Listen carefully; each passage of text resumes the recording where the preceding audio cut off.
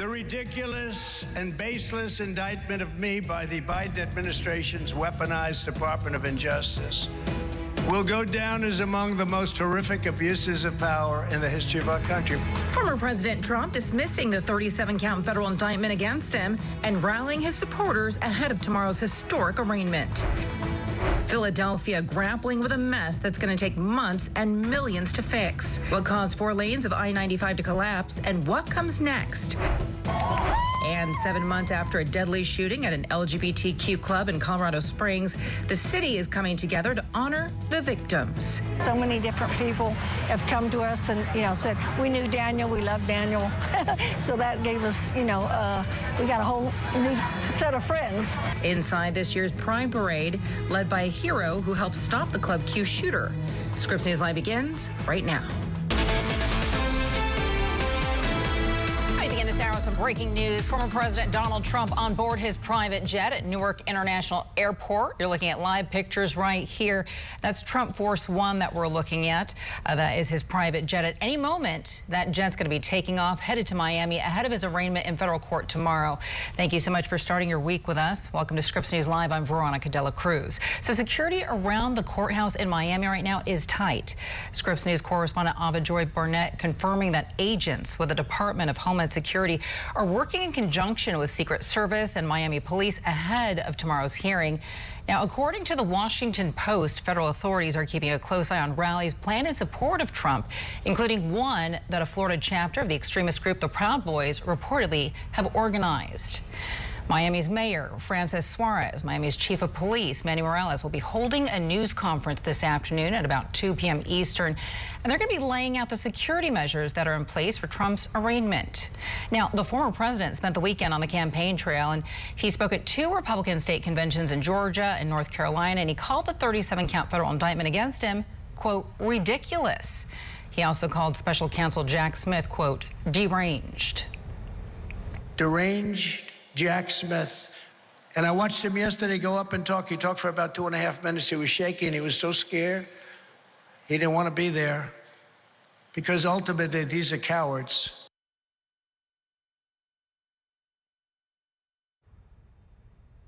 We have team coverage for you of Trump's indictment and tomorrow's arraignment with Scripps News national political correspondent Joy Burnett. Also, Kevin Cirilli. Joy is live for us right now in Miami. She's outside of that federal courthouse where Trump is going to be facing a judge tomorrow. And our Kevin Cirilli is live in studio with me here in Atlanta. He's going to be discussing Trump's campaign stops over the weekend. But we begin right here with Joy. So, I see you right there in front of the courthouse. Tell me what's happening right now and what security's been like ahead of tomorrow's arraignment. Hi, good afternoon, Veronica. Well, we have seen the stance change quite a bit since we've been here early this morning. We've seen members of the Department of Homeland Security, and just about an hour ago, officers from this local area came up to us and asked us to move our cars for tomorrow. So there are cars that are parked around this courthouse right now. They won't be able to park there for tomorrow. And earlier today, we saw tape go up all the way around this courthouse here. So the posture is changing quite a bit ahead of the former president's arrival here at this courthouse just over 24 hours from now. We also know that there are many people who are anticipating coming here in support of the former president, but we spoke with a former special agent for the FBI, and he's warning people just to stay at home and not come here. I would suggest watching on TV. I would suggest staying away from the area because you can never tell what is going to happen in an event like this. And so there really is not much room for people who just want to sit there and watch what's going on. And Veronica, we are anticipating getting additional details from the mayor of Miami and the police chief here in the city as well in just about 2 hours about the security measures that they will be taking to ensure that everyone in this area will be safe, number one, and number two, will be following the rules. Joy, tell us a little bit more about the process and the situation. We know that Eileen Cannon, who is a Trump-appointed judge, is most likely going to be overseeing the trial. What more can you tell us about this judge? So let's talk about the process first and foremost. Tomorrow, the former president is expected to come here and he will do some similar steps to anybody else who's going through a process like this. So number one, he will be fingerprinted. There's a possibility that photos will be taken, and then he will get a unique number, just like anybody else who's going through this. And then talking about Judge Eileen Cannon, we know that last year in the same case, she was overruled by a higher court with some of the decisions that she has made. But we also know that because that precedent has been set, there's a possibility, most likely, that she will be following that. We spoke with a former federal prosecutor right here in this district. We know that the former president is known to delay his legal processes, but this former prosecutor is telling me that that is unlikely to happen, even though we're dealing with a judge who has been appointed by the former president. She's a district court judge and she controls her courtroom. Again, federal cases move quickly. They do not allow themselves to linger, especially criminal cases. And so while the defense may want to set it off into forever, she's not going to let them do that. She'll give them some leeway, but I don't think she's going to give them the leeway perhaps that people are thinking she will. But look, I've been wrong before. It's within her discretion. And this former prosecutor is saying it is very unlikely that the former president will be saying much inside the courtroom tomorrow, right about 24 hours from now. The person who will be in charge in that courtroom, Veronica, will be the judge. All right, Ava Joy reporting live for us there in Miami. Ava Joy Burnett, we're going to be circling back with you. Thank you. Let's go and bring in national political correspondent Kevin Cirilli, who's live with me here in studio. And obviously, Kevin, as all of this is happening in the background, Trump has continued to campaign. He actually made a couple of campaign stops over the weekend, and you were at one of them. What did you see exactly? Well, I was in about 2 hours outside of Atlanta, where we are in Columbus, Georgia, and this was someone who was speaking directly to his base. We often hear about the Trump base. Well, what exactly is that? And this was a room full of about 2,400 people and the Republican Georgia officials as they were electing their officials. So his strangle and his grip on the Republican Party at the state level is very strong. He was accompanied not only by Carrie Lake, another election denier in the Arizona race in the midterms, but also by Congresswoman Marjorie Taylor Greene. And if there's one thing, you and I have talked about this now for weeks. I've covered a lot of Trump rallies. And if there's one thing I know, he likes to be back on the trail. Defiant. The ridiculous and baseless indictment of me by the Biden administration's weaponized Department of Injustice will go down as among the most horrific abuses of power in the history of our country. Aggressive. Deranged Jack Smith. And I watched him yesterday go up and talk. He talked for about 2.5 minutes. He was shaking. He was so scared. And with friends. Want to say something? Come on. Let's get the job done in 24. Let's get President Trump across the line. Let's get him back in the White House for 4 more years. Former President Donald Trump hit the campaign trail over the weekend for the first time since being federally indicted. Speaking to friendly crowds at the Republican conventions in both Georgia and North Carolina, Trump spent most of his remarks barreling through the 37 charges brought against him for his handling of classified documents after he left the White House. Trump rarely spoke of his Republican challengers, despite his now former Vice President Mike Pence alluding to him in remarks of his own the night prior. The unprecedented indictment of a former president of the United States. It's not just a sad day, but it's a troubling day. Millions of Americans. And it invites a divisiveness in this country that can only be answered with facts. A Morning Consult poll released last week had the former president the dominant frontrunner, with support from 56% of Republicans. The next closest, Governor DeSantis at 22%, the other candidates in single digits. And a new CBS News poll shows that 76% of Republicans are most concerned about what they perceive to be the weaponization of the Justice Department, as opposed to Trump's actions and the handling of classified documents. I think Donald Trump is stronger today politically than he was before. It's going to be really hard, Veronica, for any of the other candidates to break through, especially when everywhere he goes, the local news coverage, the local newspapers, which of course many of his base are still picking up, still seeing, is covering his whereabouts. And even right now, how do you take on your political opponent if you're one of these other candidates in order when you're still trying to get his base to come out and switch sides? Now, the Democrats that I talked to, they make the general electability argument, and that's something that they feel is going to be able to get them, if he is the nominee again, to win. But I've covered a lot of Trump rallies, and the one thing, every cycle is a little bit different. I'll never forget in the 2016 cycle, on my way to a West Virginia rally, where I saw in graffiti, "Lock her up" for the first time. And then in 2020, after the election, there was that "Stop the Steal" rhetoric. But there's something else that I saw when I was on the campaign trail over the weekend, and that's these stickers that they're passing out that I saw people wearing. It says "voting machines." That is just, it's just really remarkable. They don't trust. Hear this. They don't trust the legitimacy of the election. I spoke with their voters. They've lost trust in the process. And Trump and his comments are egging them on. Yeah, I mean, it's really, you know, it's remarkable, it's noteworthy to hear and see all of this, right? And especially when you hear his Republican challengers, somebody like Mike Pence, his challengers who are obviously like kind of clinging on to his story, his whereabouts, the whole narrative, right? But he has said nothing about his challengers, it seems. What did he say exactly when you were there? Well, on my way in, I saw a "Dishonest DeSantis" sign. And on the stage when he was giving remarks, he spent probably a fraction of his more than an hour-long remarks on his Republican rivals. He alluded to DeSantis's position on ethanol. Of course, in the Iowa caucus, that's a big, big deal, especially for farmers that he's going to need. He didn't win the Iowa caucus back in 2016. He did win New Hampshire. And then as it relates to Pence, specifically, what he said was that Pence is starting to get a little mean. I'm paraphrasing, but that was the vernacular, essentially. And that he used to be nice, they used to be friends, but obviously they're taking it head on. And then I want to ask you about DeSantis, because obviously all of this is happening, the arraignment tomorrow, it's happening in Florida, in his state, right, where he is currently the governor. I know that he has said that if he is elected president, there might be a pardon out there somewhere for Trump. Has DeSantis said anything else? It's interesting because so much of the coverage in the media has been that the other candidates are coming to Trump's defense.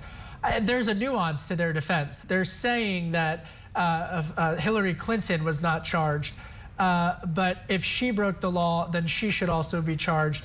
They're not saying Trump should not be charged. And in DeSantis's remarks, he said that if he were a naval officer, when he was a naval officer, he would have faced indictments for his hand. He could not have treated the classified documents the same way that Trump has. So there is a nuance, but they're not specifically going head on in that regard.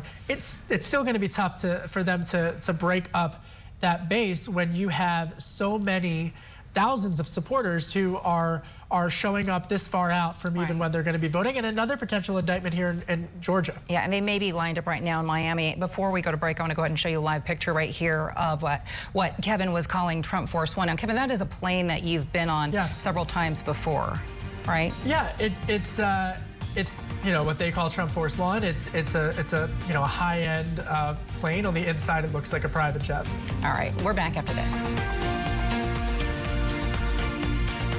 Do you spend hours maintaining your gutters? Save that time with LeafGuard's maintenance-free system. Call 1-833-2-GUTTERS. Mesh filters sit on top of your gutters, building up debris and eventually clogging. Then they need to be cleaned too. Honestly, your home should have been built with LeafGuard gutters. LeafGuard's wraparound hood deflects debris and keeps water away from your home. The one-piece seamless system is strong, 20% thicker than average, and built to last. Plus, LeafGuard is guaranteed to never clog for as long as you own your home. Right now, get a complete LeafGuard system for only $99 down, $99 a month, and $99 installation. You'll also receive a $100 Visa gift card with a free gutter inspection and in-home estimate. Damage from clogged gutters can cost you thousands. Never worry about clogged gutters again. Don't wait, you've still got time. Call 1-833-2-GUTTERS today. That's 1-833-2-GUTTERS.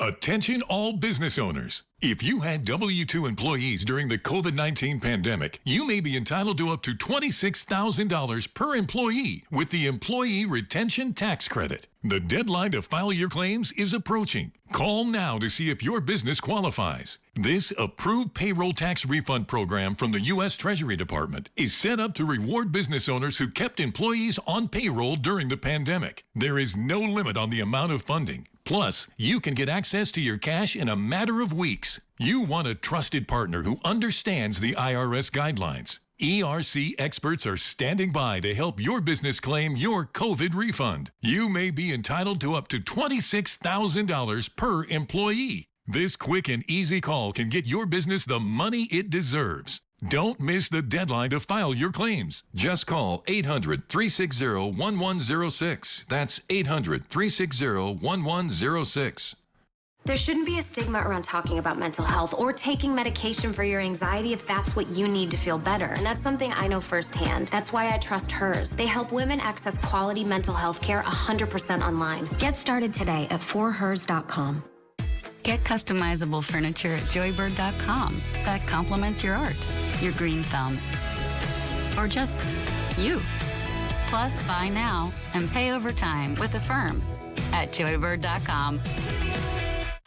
There's a better way to begin your mornings. Good morning, everybody. Welcome to Morning Rush. Thanks so much for being with us. Context and conversation. There's a new study that might make you feel a little bit better. Okay. So listen to this. On the stories that will shape each day. Here with us now is meteorologist Scott Withers. You guys just wave after wave after wave. So you can get on with yours. Make sure you stay with us as we monitor this developing story. Morning Rush. Weekday mornings starting at 7/6 Central. Only on Scripps News.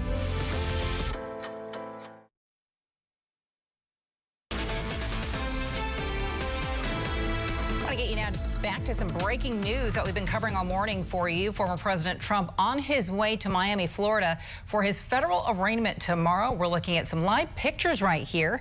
That plane, Trump Force One, just about to take off now from Newark International Airport. We see it there still on the ground. In the meantime, I want to get you out to Miami, where Scripps News Deputy Political Director Joe St. George has been standing by. Joe's been following Trump's movements all day for us. So, Joe, bring us up to speed right here. We've been watching these live pictures of Trump Force One, if you will, on the ground there still in Newark. I just had Kevin Cirilli sitting next to me, and he was a part of the White House press corps for years and spent lots of time on that plane. Take us through the process of what's going to happen as soon as Trump touches down. I understand that Abijoy Burnett has been saying that security right now is pretty heavy in the area.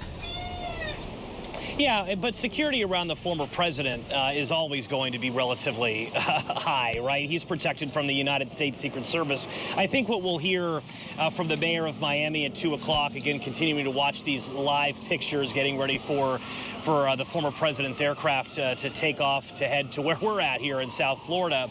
But the question that a lot of locals here in Miami, certainly the mayor of Miami, local police are going to try to answer is, what about the rest of us, right? What about for lack of a better phrase, the media circus that has engulfed downtown Miami? I'm in one broadcast location right now of quite frankly dozens and dozens surrounding the courthouse, it seems like, on almost a 360 look.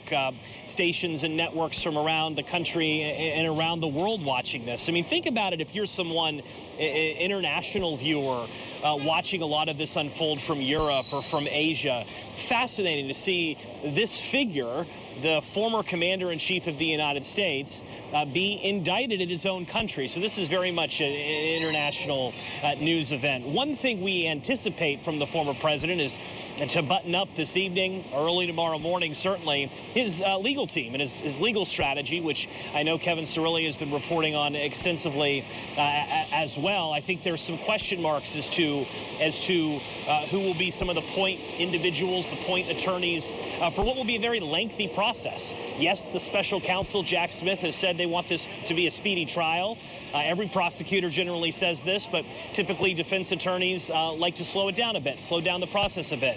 And when you speak to legal experts, they expect former president's legal strategy to be delay, buy more time. Because what's the biggest difference between a federal charge and a state indictment? Well, potentially a presidential pardon. And we've got an election next year where certainly former President Trump thinks that he could have his job back, making much of these proceedings here in Miami null and void. If you're just joining us, again, important to remember as we're continuing to watch the former president's departure from New Jersey here to South Florida, it's important to remember what we're talking about here. A 49-page indictment, 140 classified documents, really at the heart of Special Counsel Jack Smith's indictment. 37 counts against the former president of the United States, the first sitting president, first American president to be charged with a federal charge. And as a brief synopsis of the key moments of this indictment, one key moment is the allegation that many of these sensitive documents were kept in unsecure locations, allegedly places like bathrooms and showers in a social club. I think a lot of people may think Mar-a-Lago's a private residence. Yes, Mr. Trump stays there from time to time, but no, it's a social club. Thousands of people go there each and every year. That's one of the most serious allegations, as well as just the fact that what was included in these documents, military, nuclear capabilities, not just of the United States, but of other countries. So here we go again, round two of the indictment of former President Donald Trump. We went through this as a country, as a news channel a few months ago in New York. We're going to go through it again here in Florida tomorrow. Yeah, we sure are. And of course, we're going to be checking back with you, political correspondent Joe St. George in Miami, Florida, ahead of Donald Trump's arraignment. Thank you. All right, I want to get you now to some other news right now. A partial collapse of Interstate 95 in Philadelphia causing months of detours and delays. Now, that section of the highway is closed right now in both directions in northern Philadelphia, and crews have been assessing the damage from a tanker fire that caused 4 northbound lanes to crumble early yesterday morning. Now, there are no reports of death or injuries, so some good news here. But state officials are saying that repairs are going to take time, and they're asking drivers and employers to be flexible. We are all going to need some extra patience in the coming days. Please work with us as we work through this, especially tomorrow morning. We ask employers to be as flexible as they can with their workforces. It's going to take longer than normal to get to work. Joseph L. Schofer is a professor emeritus of civil and environmental engineering at Northwestern University, and he joins us now live. Professor, thank you so much for your time today. Happy to be with you today. So we know that as many as 160,000 vehicles use this corridor in Philadelphia, several which are connected to businesses, maybe in the form of trucks that are transporting goods. Professor, what kind of an impact do you think this is going to have on the supply chain? Well, I think, first of all, the impact is going to be determined by how quickly the service can be restored, and the experience in other locations where similar events have occurred, and particularly fires that have destroyed major sections of the interstate highway system. The restoration could be really quick if the agencies are working together and they're ready to go. And we could talk about that if you want. But in effect, people are going to be delayed. You're going to see trucks take detours, perhaps long detours, 30, 40-mile detours, to avoid congestion and to avoid the bottleneck. One of the things to keep in mind, though, is that the transportation network in the United States, and particularly in this part of the United States, is highly redundant. So it's not a matter of stopping flow, it's a matter of slowing flow, causing some increases in costs. It's going to be inconvenient for people, but life should go on at some higher cost than with some delays. I want to focus on those costs in particular right now, because when you think about the supply chain, you think about a supply chain that was already backed up, already suffering because of the pandemic. Did the supply chain ever fully recover? And how much damage could this do to the economy? What kind of impact could we see? I don't think the damage is going to be huge, but as I said, what's really going to make a difference is how quickly the Pennsylvania Department of Transportation is able to restore service. What I don't know, because I'm far away from the scene, is if the southbound lanes are intact and operational. One of the options there is to move some of the traffic that's moving northbound onto this a couple of the southbound lanes. That would make a substantial difference.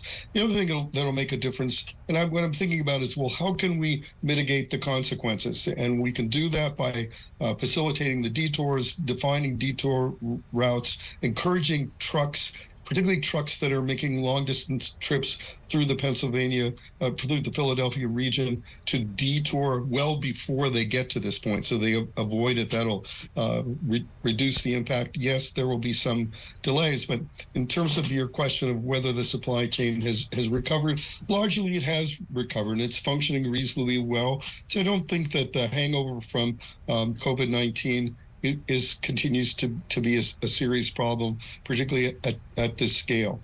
This disruption is a major disruption. The numbers that I've seen are 160,000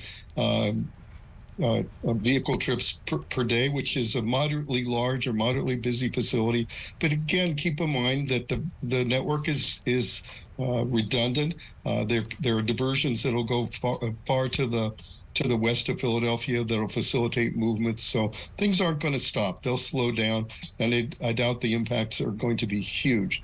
Again, go back to the notion of how quickly can PennDOT restore service. Probably the record is the similar kind of fire in Oakland, California, that took out a ramp on Interstate 580, which is a major, very busy, much busier facility. They were able to restore service, restore the facility, rebuild the facility in 26 days. So here's an opportunity to set a record if PennDOT is ready to roll, and I'm sure that the federal government will respond with resources as necessary. And Professor, I know that out of the 160,000 vehicles that travel this freeway, about 14,000 are trucks. So I want to go ahead and focus for a second on the economy and what types of industries might be impacted here, because this is also a thoroughfare for tourists. I mean, this is a thoroughfare for tourists to stop and maybe grab some gas or maybe a meal. How much do these small businesses, like maybe gas stations, convenience stores, restaurants in the area, stand to lose when it comes to business? Well, small businesses that are in the immediate vicinity are probably the most vulnerable, and I would say what is least vulnerable is the businesses that are depending on long distance truck travel, because the word is out. So if we get information out quickly, we mark detours, identify detours, trucks are going to be able to accommodate, particularly trucks that are through trucks. That is, they're not particularly destined to the Philadelphia, immediate Philadelphia area. The local trucks, yes, they're and local traffic, they will be affected. Service stations in the immediate facility will be affected. All right, again, Professor, it just goes back to the we're going to have to take a break right here. Professor Joseph Schofer from Northwestern. We'll be right back. Attention anyone new to Medicare, moving or losing coverage for any reason. You may qualify for a Medicare special enrollment period. Call now to see if you're eligible to enroll in a Medicare Part C plan with extra benefits. Did you know Medicare Part C is commonly called Medicare Advantage? If you qualify for an SEP, call now, because there may be plans with extra benefits available that are not covered under Medicare Parts A and B. There are people who qualify for special enrollment but don't have a Medicare Advantage Part C plan, which covers everything at Part A and Part B, plus extra benefits not covered by original Medicare. Here's the good news. If you qualify, you can call now. We will check to see if there is a Medicare Advantage Part C plan available in your area with additional benefits. Call now to speak with a licensed insurance agent to see if you are eligible to enroll in a 2023 Medicare Advantage plan with extra benefits like dental coverage or savings on prescription medications. You don't get these extra benefits automatically, so call now for your free 2023 no-obligation Medicare benefits review. Just call 800-543-6120. 800-543-6120.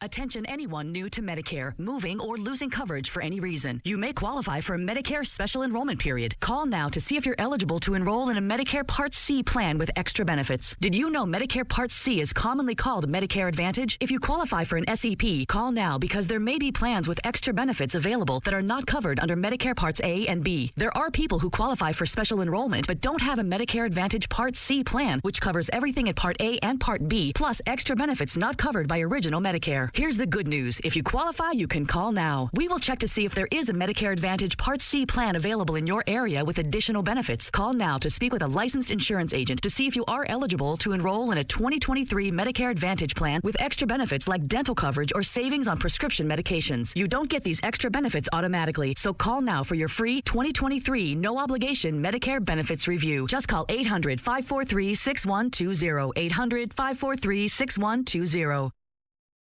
Are you or a loved one between the ages of 50 to 80 years old? If you are younger than 80 years old, do you receive Social Security, disability, or Medicare? If you answered yes, you may qualify for $30,000 in funeral insurance for only pennies a day. The average funeral costs around $11,000, and Social Security only pays $255, leaving your loved ones to pay the balance. Call now to see if you qualify for $30,000 in funeral expense coverage from Senior Legacy Life. Your rate will never increase, your benefits will never decrease, and there is no medical exam, even if you have a pre-existing disease or illness.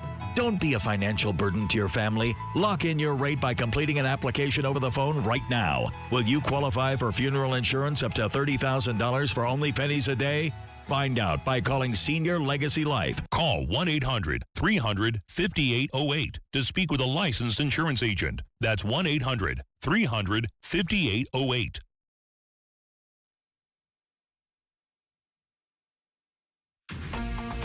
Hey there, welcome back to Scripps News Live. I'm Veronica Cruz. It's about 30 minutes after the hour now. Great to see you on this Monday. Let's get you up to speed on the biggest stories that we're tracking right now. Former President Trump heading to Miami this afternoon ahead of his arraignment in federal court. His plane took off from Newark, New Jersey about 10 minutes ago now. Trump is being charged with 37 criminal charges on the Justice Department's investigation of documents found at his estate in Florida. Now, this is the second time in 2 months that the former president has been indicted. His allies are rallying around him and declaring Trump the target of political persecution. So if he wants to store material in a box in a bathroom, if he wants to store it in a box on a stage, he can do that. That is just what the law and the standard is. So again, I think this just underscores how political this whole thing is. Jack Smith, I mean, you know how political it is when they selected Jack Smith as a special counsel. Trump supporters from across Florida planning to load buses and head to Miami for tomorrow's arraignment. Miami's mayor is saying that the city will have extra security measures in place. Overseas now to Ukraine. The military there reporting key gains against Russia on the ground. The country's president has given his clearest signal yet that its long-awaited counteroffensive is now underway. Ukraine's military says troops have retaken another southeastern village from Russian forces as the long-expected counteroffensive ramps up. The villages are part of an area where the Russian front lines extend into Ukrainian territory. Now, Russia hasn't confirmed a retreat from the villages. On Saturday, Ukrainian President Volodymyr Zelensky has said defensive actions were taking place without specifying whether this was an all-out counteroffensive. Russian President Vladimir Putin saying that the counteroffensive started and Ukraine was taking significant losses. The battlefield reports cannot be independently verified. The destruction of a dam in southern Ukraine is becoming an environmental catastrophe. It's affecting water and food supplies, and experts say the consequences will be generational. President Zelensky saying about 4,000 people have been rescued now from the area. President Biden, in the meantime, is set to meet with outgoing Secretary General Jens Stoltenberg in about 3 hours from now. Stoltenberg has led the alliance since 2014 and has had his post extended 3 times. He said earlier this year that he's going to move on when his term expires in September. The lobbying to replace him has been intensifying. The president is expected to discuss Stoltenberg's possible successor in a meeting. NATO is meeting for its annual summit next month in Lithuania. Kurt Volker is the former ambassador to NATO and a former special representative for Ukrainian negotiations, and says that President Biden will be playing a key role in selecting the next Secretary General. Well, no one is going to make it as Secretary General for NATO without U.S. President Biden's role was absolutely critical. It is also true that NATO makes decisions by consensus, so everybody else's support is also needed, France, Italy, and so on. But President Biden is what is recognized as the leader of the alliance, and without him, no one's going to make it. Now to Australia, where a bus driver is facing multiple charges of dangerous and negligent driving after 10 people were killed in one of the deadliest accidents in nearly 30 years. A vehicle carrying wedding guests rolled over in foggy conditions in New South Wales wine country. In addition to the victims, 25 other people were injured. Police say they don't know what caused the bus to roll onto its side. In Colombia, 4 indigenous children who survived 40 days in the Amazon after their plane crashed are sharing some details of the ordeal. They say their mother survived the crash for days before she died.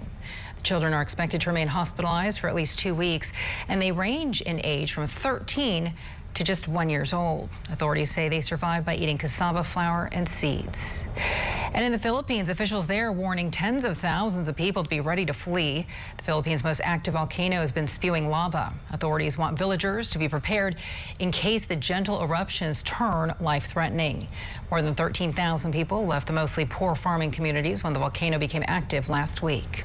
An unspecified number of residents right now remain in the danger zone. Coming up next, disputes over doctrine deepening divisions inside one of America's most powerful Christian factions. Inside this weekend's Southern Baptist Convention next. Also, the Vatican says Pope Francis is in good condition following abdominal surgery. We'll have new information on his recovery straight ahead. Plus, we'd like to remind you right here to follow us at Scripps News on Twitter, Instagram, Facebook, and on TikTok. We'll be right back. Hi, I'm Kirk Kaiser, and did you know the average funeral costs around $10,000? And if you don't have enough insurance to cover funeral costs, credit card debt, and other expenses, your family is going to get stuck with the bill. Don't let that happen. Call right now. And if you're over 50, you can get up to $30,000 in affordable life insurance, and your acceptance is guaranteed. That's right. If you're over 50, you can't be turned down for this insurance, regardless of your health. Plus, there's no medical exam and no health questions. Your rate will never go up. Your coverage will never go down. And rates start as low as $5 a week. Your coverage begins as soon as your application is received. Don't wait until it's too late. Just call 800-760-7793. Coverage is guaranteed regardless of your health and cannot be canceled without your approval. Don't leave your family with a huge bill for your funeral. With one fast and easy call, get up to $30,000 in affordable life insurance to help cover funeral expenses and credit card debt, and maybe even leave something for your kids and your grandkids. Remember, if you're over 50, you can't be turned down, regardless of your health. There's no medical exam and no health questions. Best of all, your rates start as low as $5 a week, and your rate will never increase. Nothing is more important than family. So don't leave them with a lot of bills to pay when you're gone. Don't leave your family with a lot of bills to pay for your funeral. Call right now. Acceptance is guaranteed. Call right now. Call now. Call 800-760-7793. That's 800-760-7793. There's a reason big dental bills often come as a shock, because sometimes you don't realize what's not covered until you get the bill. That's why affordable dental insurance from Physicians Mutual is important. It can give you benefits that go beyond what you get from more limited coverage plans. Because no one likes a big dental bill, especially if you're retired or on a fixed income. For a free information kit, call or go online now. This isn't some discount plan or preventive-only coverage. This is real dental insurance that helps cover over 350 procedures, like cleanings, fillings, crowns, bridges, root canals, even dentures, at any dentist you want. Dental insurance from Physicians Mutual Insurance Company helps cover preventive care, basic work, and major procedures with no deductibles and no annual maximum. For your free information kit with all the details, call now or visit sendinfokit.com. Physicians Mutual, Physicians Mutual. Surprise Dad this Father's Day with something new. Fracture turns your images into more than a picture. Your photos are custom printed directly on glass to achieve brilliant color and clarity. Visit tryfracture.com and save up to 30% off. digging deeper into the headlines. We have some big stories to get to tonight. Shedding light on groundbreaking investigations and ending your night with something new. Thanks for joining us tonight. I'm Christian Bryant. Scripps News Tonight, live tonight, starting at 8/7 Central. More than 400 wildfires still burning across Canada right now, and more evacuations in British Columbia were ordered over the weekend. Poor air quality returned to the northeastern U.S. yesterday, but it didn't come close to the heavy haze that was blanketing the area last week. Senate Majority Leader Chuck Schumer is saying there is funding available to send U.S. firefighters to Canada to help battle these wildfires. On the U.S. Forest Service to double the number of Forest Service Rangers to go up to Canada, particularly Quebec and Eastern Canada, to help us fight these fires. And if they need to stay there all summer, because the possibility of more of these fires occurring this summer is very real, they should stay there. Smoke is expected to affect the northern U.S. over the next several months as these wildfires continue to burn. And now to Florida. Officials in Lakeland are working to stabilize the area around a massive sinkhole. It opened on Thursday, and authorities say that they have been drilling a well nearby, which caused the sinkhole to develop near an underground cavern. An engineer estimates that the hole was approximately 25 feet deep, 80 feet wide. Take a look at it right there. A nearby road has been shut down until further notice, and residents have been urged to stay away from the area. We're following the very latest developments for you this hour concerning former President Trump's arraignment at a federal courthouse in Miami tomorrow. You're looking at video right here of Trump's private plane taking off from Newark International Airport just after noon Eastern. Trump has been charged with 37 criminal charges in the Justice Department's investigation of documents found at his Florida estate. And this is the second time in 2 months that the former president has been indicted. His allies have been rallying around him, declaring Trump is the target of political persecution. Now, in addition to the former president's allies in Washington, he does have supporters in communities across the U.S. And Scripps News correspondent Chris Stewart is outside of his Mar-a-Lago estate, where many of the former president's most staunch supporters have been gathering since news of the indictment last week. Mar-a-Lago is a place where many of the former president's most diehard supporters gather, whether he is in town or not. Within the first 5 pages of this 49-page indictment, special counsel Jack Smith lays out that Mar-a-Lago is not just a private residence for the former president, but this is a social club that held more than 150 events between the time the former president left office in January 2021 and August of 2022. Tens of thousands of people without security clearance coming through this property during that time. And that's what makes these images so concerning. When you see the boxes on the stage in a ballroom or stacked high inside of a bathroom. Over the weekend, supporters of the former president, allies of the former president standing by his side. But former Attorney General Bill Barr had this to say about the indictment. Even half what Andy McCarthy said, which is if even half of it is true, then he's toast. I mean, it's a very detailed indictment, and it's very, very damning. The former president responded to that statement by his former Attorney General with a post on Truth Social, his social media platform, calling Barr a disgruntled former employee. Now, the former president is expected to travel to Florida today. He'll be staying in Doral at his golf course there west of Miami tonight and working with his attorneys in preparation of this Tuesday court appearance. As far as here at Mar-a-Lago, we are expecting supporters over the next couple of days to gather for the former president. This was the scene over the weekend, about 50 of his supporters arriving here outside of Mar-a-Lago. It will be interesting to see what the scene will not just look like here over the next couple of days, but of course in Miami ahead of that Tuesday court appearance. Chris Stewart, Scripps News, Palm Beach, Florida. Silvio Berlusconi, the 3-time Prime Minister of Italy, has died. According to his TV network, he was admitted to the hospital last Friday for chronic leukemia treatment. Berlusconi rose to prominence, earning billions of dollars as a media mogul and a real estate developer.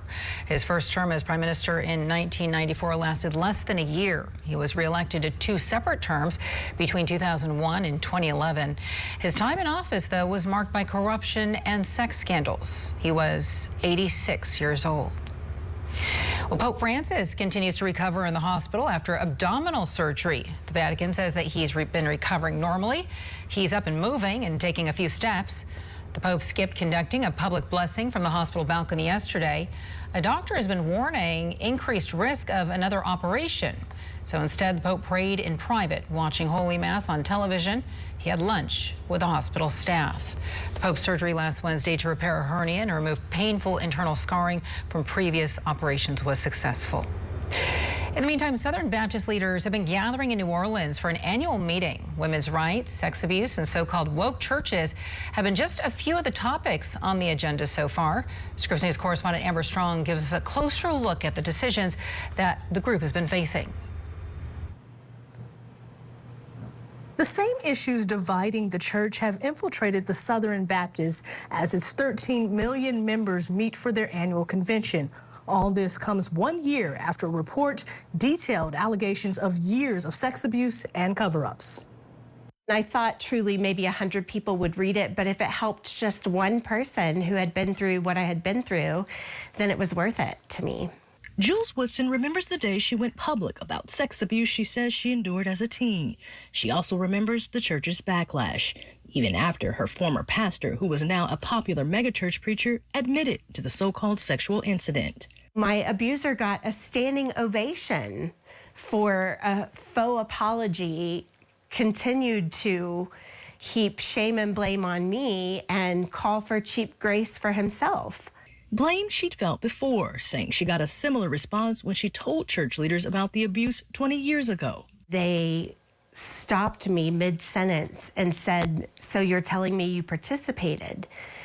And it was at that moment that I knew they were blaming me, and they told me not to talk about it, that the church would handle it, and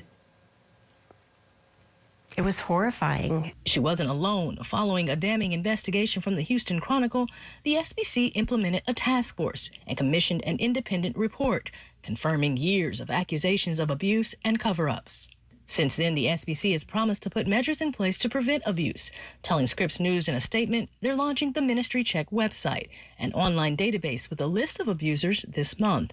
However, the website will require vetting and local churches to actually report abuse to be effective. Bob Smetana, a writer for Religion News Service, says changes are happening, but are challenging due to the somewhat autonomous nature of the churches. If there's abuse by the priest, that priest was placed there by a bishop, is overseen by the bishop, and that parish is under the authority of the bishop. There's a direct line of authority. Here, this is a bunch of people who cooperate together, use the same name, have some shared values, but there's no one at the national office can tell that church what to do. The only thing they can do is expel them. Southern Baptists broke away from Northern Baptists in the 1800s over the issue of slavery. Today, leaders from the church will gather in New Orleans to discuss the future and unity of its 13 million members, a number that's declined in recent years.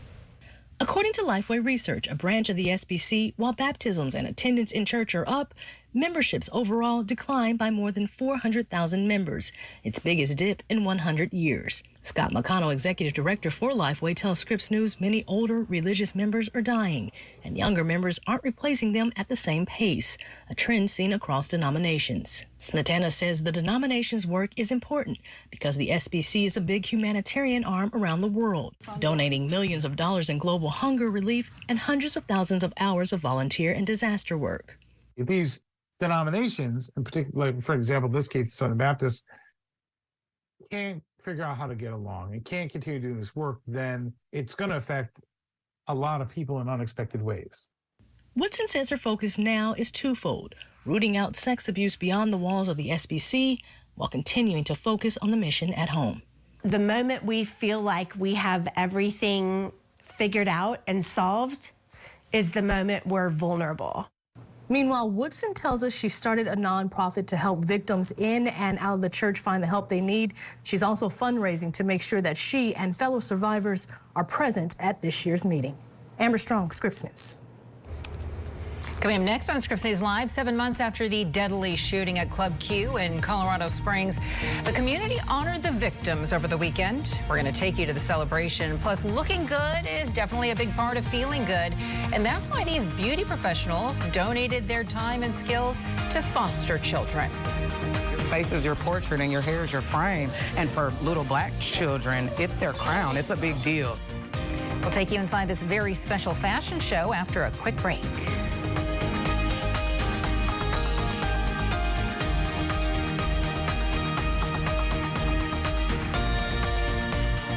Do you spend hours maintaining your gutters? Save that time with LeafGuard's maintenance-free system. Call 1-833-2-GUTTERS. Mesh filters sit on top of your gutters, building up debris and eventually clogging. Then they need to be cleaned too. Honestly, your home should have been built with LeafGuard gutters. LeafGuard's wraparound hood deflects debris and keeps water away from your home. The one-piece seamless system is strong, 20% thicker than average and built to last. Plus, LeafGuard is guaranteed to never clog for as long as you own your home. Right now, get a complete LeafGuard system for only $99 down, $99 a month, and $99 installation. You'll also receive a $100 Visa gift card with a free gutter inspection and in-home estimate. Damage from clogged gutters can cost you thousands. Never worry about clogged gutters again. Don't wait, you've still got time. Call 1-833-2-GUTTERS today. That's 1-833-2-GUTTERS. There's a lot to watch on TV these days. Problem is, most streaming options are incredibly pricey, and you'll end up paying for the local channels you can get for free. Luckily, there's a solution. Sling is only $40 a month, and you get awesome stuff like sports, news, and today's hottest TV for half of what the other guys cost. If you already get free locals with an antenna, now you can easily add the channels you're missing with Sling. It's the TV you love for a price you'll love. Visit sling.com/antenna to learn more. Shopping for Father's Day is hard. Actually, it's easy. You never know what to get him. Just give me steak. It has to be perfect. Yep. Dads want steak. Right now, Omaha Steaks is offering Dad's favorite gift package that includes 4 of our exquisite bacon-wrapped filet mignons, 4 air-chilled boneless chicken breasts, boneless pork chops, jumbo Frank's dessert, and more. All for just $99.99. Save 61%. Order today at omahasteaks.com/TV and you'll get 8 burgers free. Now that's what I'm talking about. Introducing the world's smartest fence. Halo Collar is a virtual fence inside a collar. Easily create Halo fences right in the app, virtually anywhere. Teach them to keep away from danger and come back to safety. Give your dog the freedom of a life off leash, so they can roam wherever you go. It's a whole new world for you and your dog.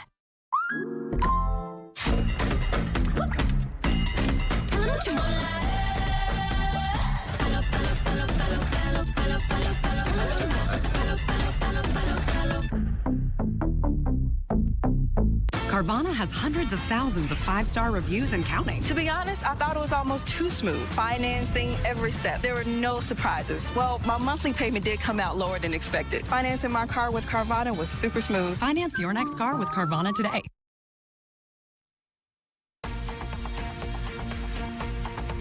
Reminder right here, we'd like to hear from you. Give us a call on our Scripps News Viewer Hotline toll free. That number on your screen, 1-833-4-SCRIPPS. Share your comments and your story ideas. All right, so a good hair day. It's definitely more than just about your physical appearance. You could say it's actually about a state of mind. And the foster kids that you are about to meet are enjoying one very good hair day right now. They got the red carpet treatment from a team of volunteers who styled their hair, applied some makeup, and then cheered the kids on as they walked the runway. Megan Abundis with Scripps News Kansas City takes us inside this very special event. Your face is your portrait and your hair is your frame. And for little black children, it's their crown. It's a big deal. More than 100 kids from Metro Foster Homes and Group Homes spent time in the beauty chair. Braiders, barbers, and beauticians met the kids and swapped stories. Delia King knows an opportunity to look your best is so important. I was adopted, so my mom was 67 when I was a child. So a lot of the hair care services that they're receiving was something I would have loved to have received for myself, and I wasn't able to. So now that I'm able to give that back, like, it's a no-brainer for me. The fact that it's free is just amazing, because usually it does cost anywhere from $80 to $150 to get your hair done. But more than the cost, it's the education that is involved. Braiders are so good with knowing that this is not our strength, this is not our culture, and so they really are patient and take time to explain why they do what they do. We want all our children to know that you are enough. You are loved. You have a community behind you. You have a village behind you. So go be the best you, the best version of yourself. And they came out shining. Many of them want confidence. That was the main thing. Hey, we want confidence when we go out on this stage. We already see that. Walking down the runway, a stage filled with pride and hope. Hopefully they forget all of the struggles and frustrations of even whatever they may have went through yesterday and go out there and realize, I'm whoever I am.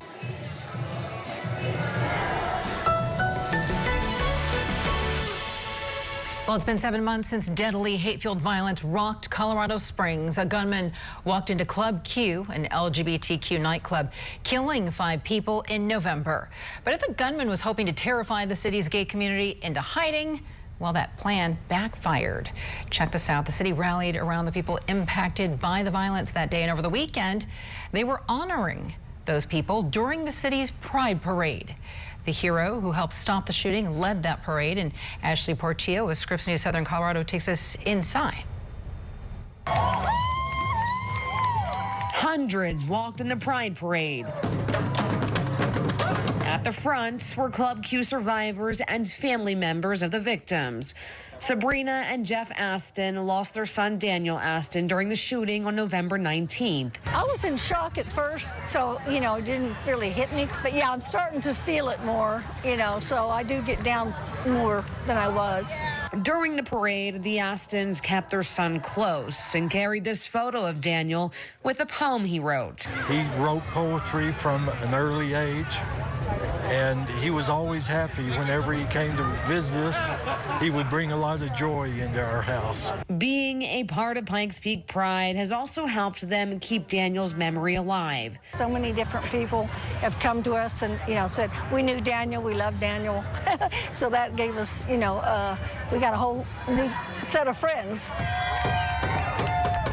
Behind the survivors and family members of the victims was Richard Fierro and his family. It's just friendly and loving, and that's what's really cool is Pride isn't just about a single community, it's about everybody. He was named Grand Marshal for the parade for his heroic actions.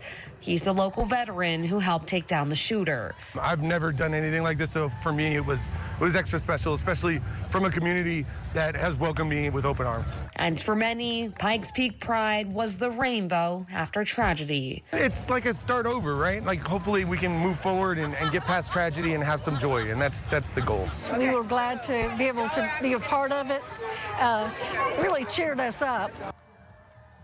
Ashley Portillo reporting there for us. Former President Trump's private plane in the air right now, headed to Miami, Florida, where he will be facing a federal judge tomorrow. What we know about preparations for Trump's historic arraignment when Scripps News Live continues. I'm Veronica Cruz. We are back after this.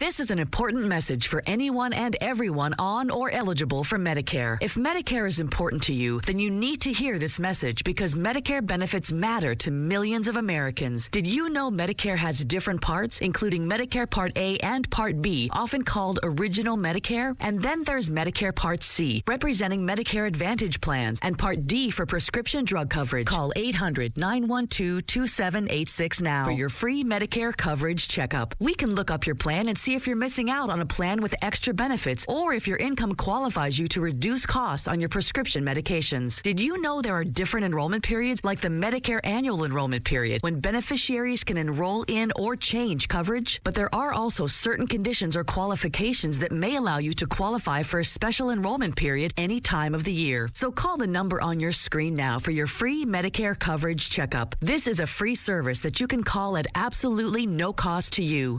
I'm on Medicare. I called to see if my income qualified for lower prescription medication costs.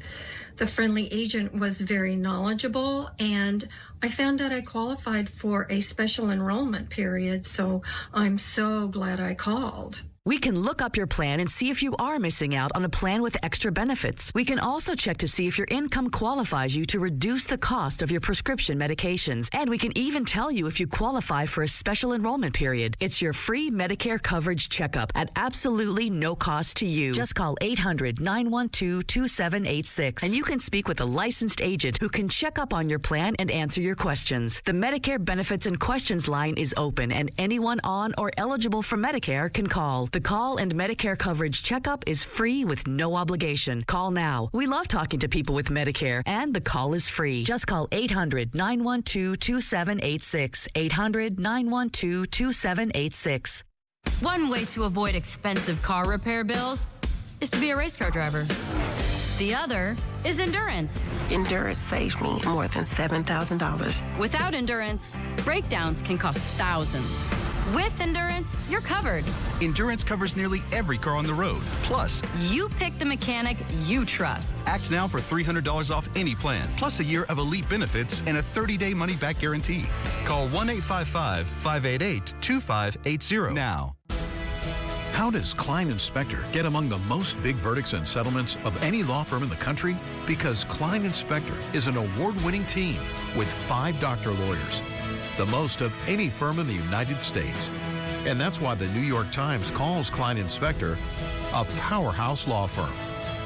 So if a defective product, motor vehicle accident, or medical malpractice caused a catastrophic injury, call Klein Inspector. Surprise Dad this Father's Day with something new. Fracture turns your images into more than a picture. Your photos are custom printed directly on glass to achieve brilliant color and clarity. Visit tryfracture.com and save up to 30% off. Scripps News is your source for continuing coverage on the new indictment facing former President Donald Trump. Every development leading up to our special coverage. Live from the Miami courthouse this Tuesday on Scripps News.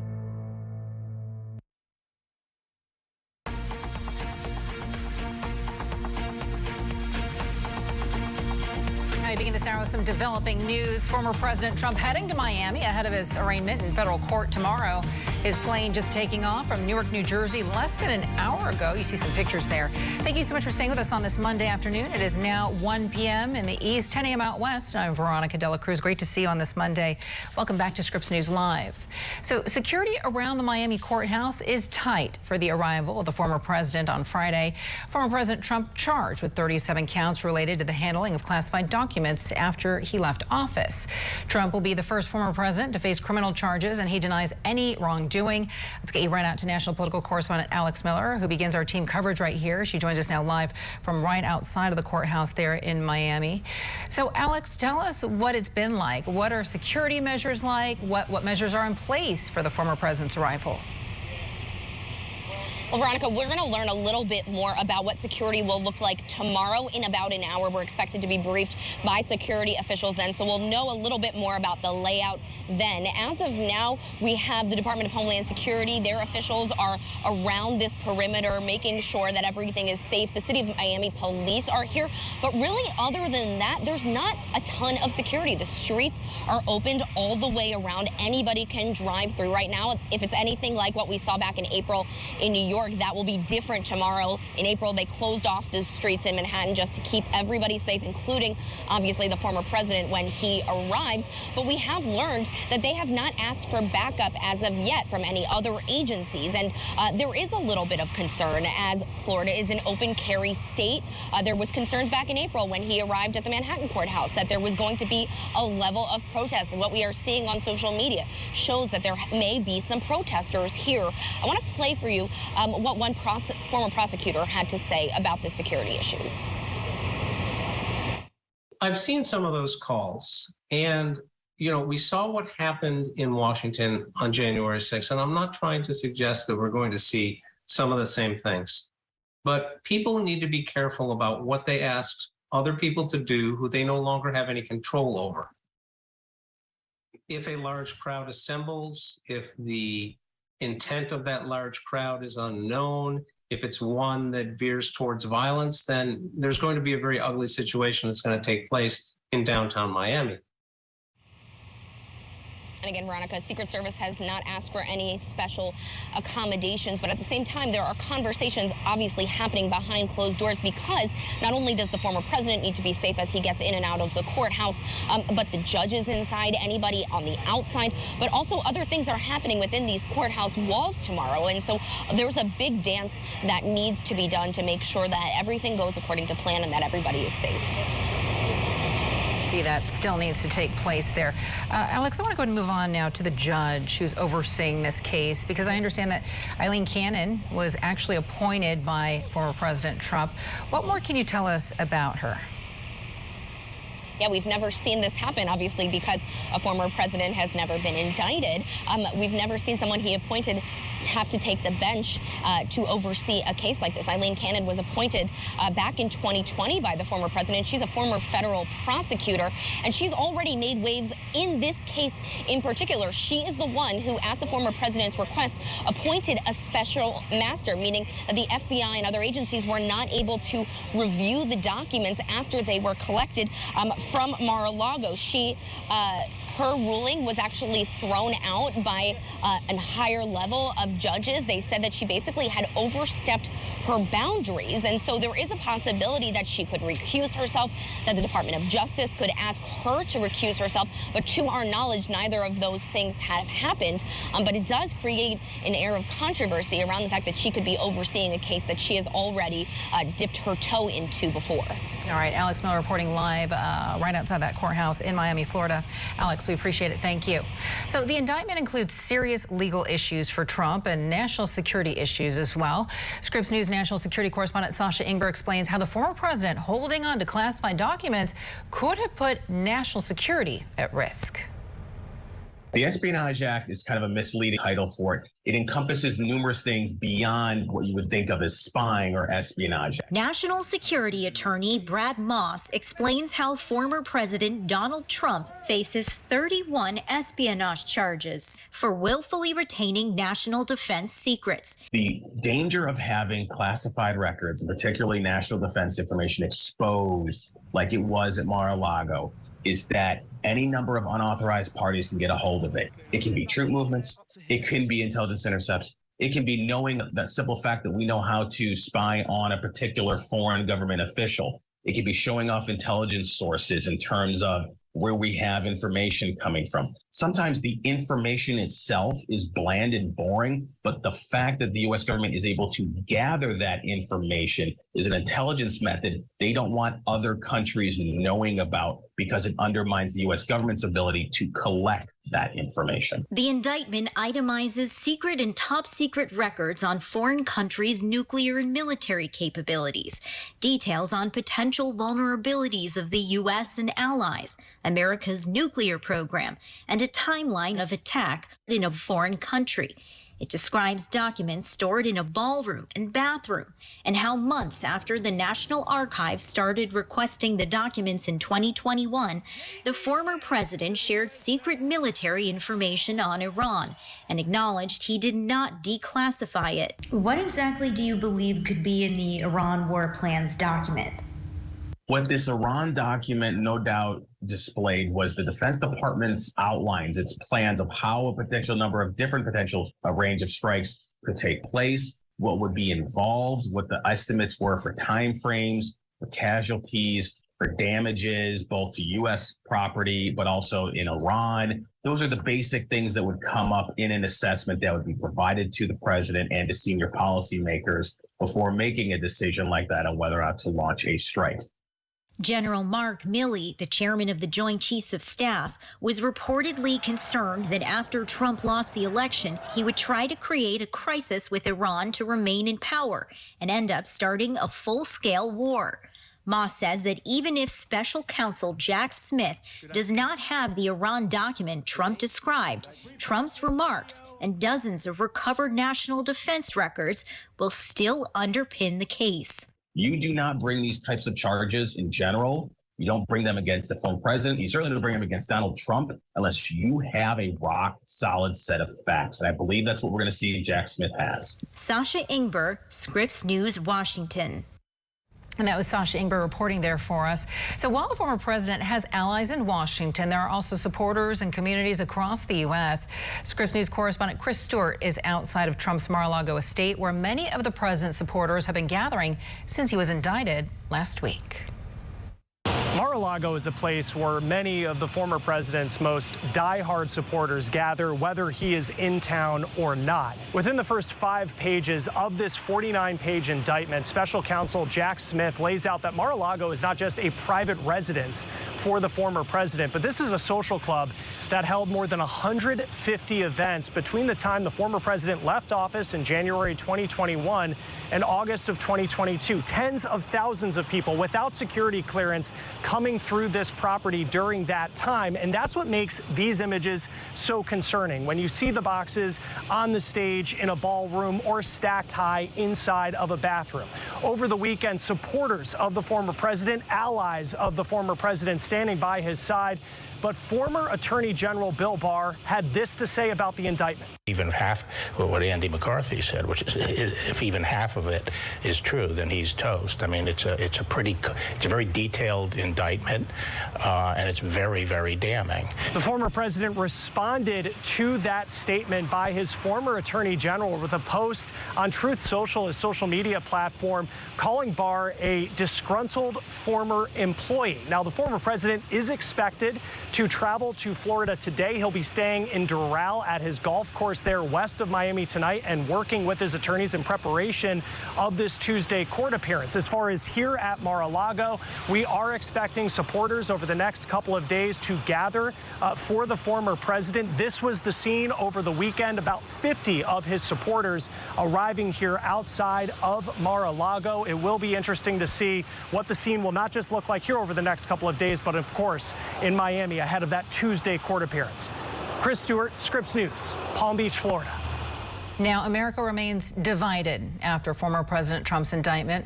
Some say that Trump should have been indicted, and then others believe that the indictment is politically motivated.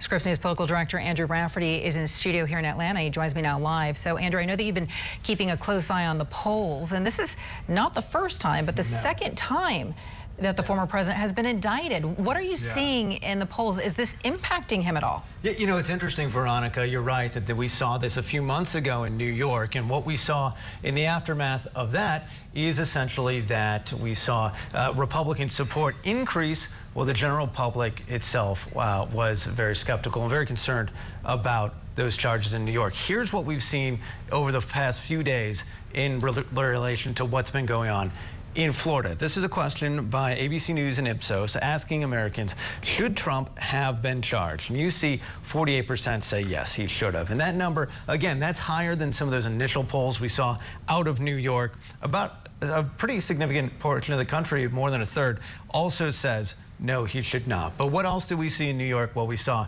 a huge partisan divide, and that certainly is playing out as well in this latest saga. Here's another poll from CBS News and Ipsos, YouGov, excuse me, and you see 76% of Republicans feel the most concerning part of what they've seen is that the indictment was politically motivated. Then a much smaller number, the docs were national security risk or some combination of both. And so we're seeing again a lot of those partisan divides, and so there's a lot of reason to believe that this could help Donald Trump in the short run in a Republican primary, longer term among the general electorate, have some potentially negative impacts on his political career. Well, let's talk about his political campaign, you know, the race for 2024.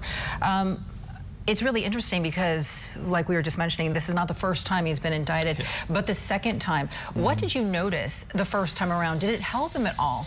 You know, it was interesting, back in April in New York, that was when Ron DeSantis was kind of climbing in the polls. That was when we were talking about he could be the one Republican who could overtop Trump.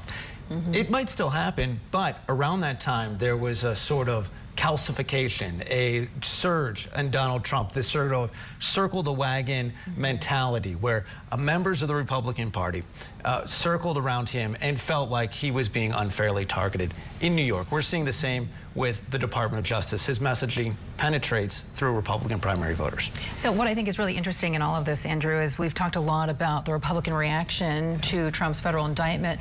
What are Democrats saying? What is the White House saying? What are top Democrats on the Hill saying right now? You know, it's interesting. Joe Biden himself is in kind of a tough position here because the White House throughout this has maintained that the Department of Justice is acting independently and that they are not in any way involved. So they've been very careful about their messaging. What they do expect, or certainly hope to see, is some of the attack dogs being on Capitol Hill, because they don't have those same constraints. And we have seen that initially in the past day or so. But I think after the unsealing of the indictment, potentially learning a little bit more tomorrow. Once you know a little bit more, I think you're going to continue to see that, certainly into the campaign season and well into 2024, Veronica. But as of right now, it hasn't really impacted his polling numbers at all. No, and, you know, last time they went up, could be the same instance this time around. All right, Scripps News political director Andrew Rafferty, great to see you on set. Yes. Thanks so much for being here. Coming up in the next hour, we're going to be digging deeper into how Trump's indictment could be impacting Republican voters and the choice that they're going to have to make in the 2024 Republican primary. That's straight ahead at 2:15 p.m. Eastern. I want to get you overseas right now. Ukraine claiming another victory in its counteroffensive. Military officials say that they have reclaimed a small village in northern Ukraine, and this is the fourth village taken from the Russians in recent days. Scripps News international correspondent Jason Bellini explains how their counteroffensive has been working. From the battlefield in an undisclosed location, rare and dramatic video from a Ukrainian reconnaissance unit appearing to be shot by a soldier's 360-degree camera. Operational security so high that few reports have filtered out from the front lines, and video like this one from battlefield units is suspected to be days old. While this video appears to show Ukrainian forces in a successful maneuver, Russia is releasing video with its own version of the fight.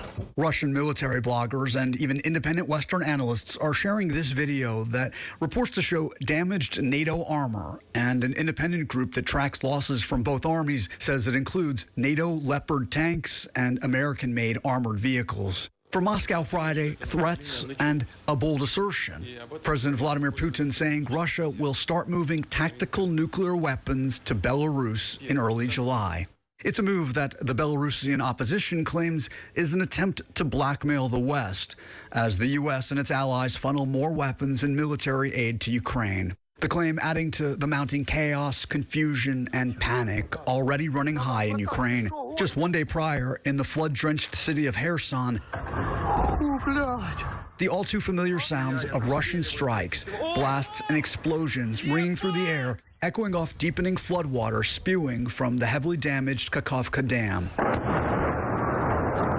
Residents posted these chilling videos to social media as they attempted to flee the already dangerous area, showing the terror as it unfolded. And the Russian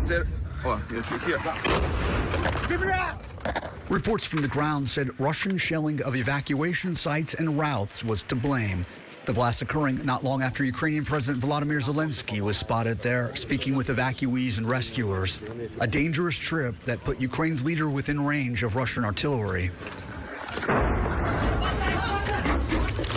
The Russian shelling has stalled evacuation and recovery efforts, leaving stranded residents stuck for even longer.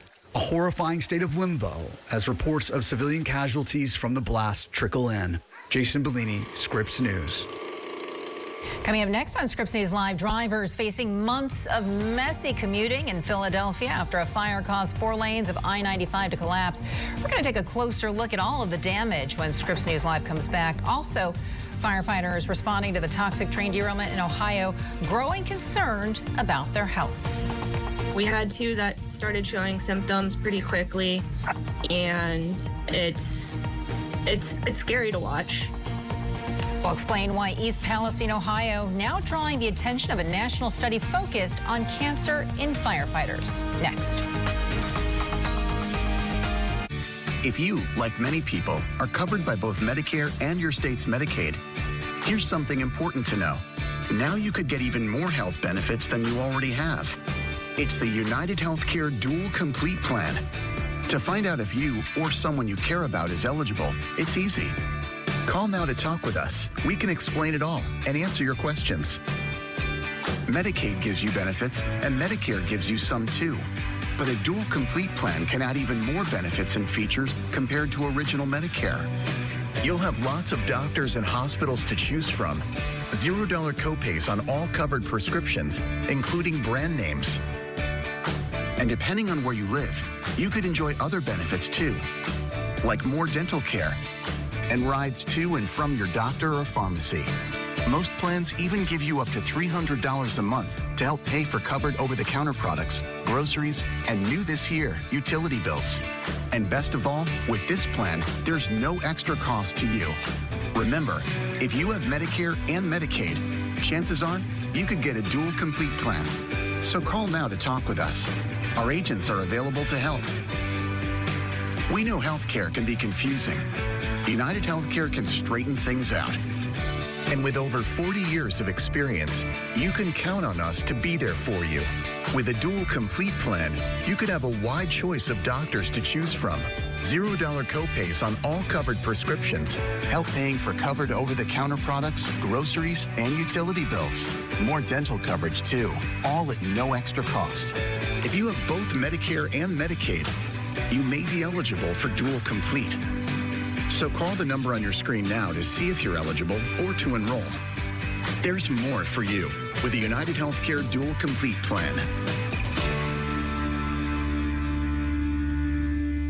Attention all business owners. If you had W-2 employees during the COVID-19 pandemic, you may be entitled to up to $26,000 per employee with the Employee Retention Tax Credit. The deadline to file your claims is approaching. Call now to see if your business qualifies. This approved payroll tax refund program from the U.S. Treasury Department is set up to reward business owners who kept employees on payroll during the pandemic. There is no upfront cost to see if your company is eligible. Plus, if you don't receive a refund, you pay nothing. You want a trusted partner who understands the IRS guidelines. ERC advisors are standing by to help your business claim your COVID refund. You may be entitled to up to $26,000 per employee. This quick and easy call can get your business the money it deserves. Don't miss the deadline to file your claims. Just call 800-259-3916.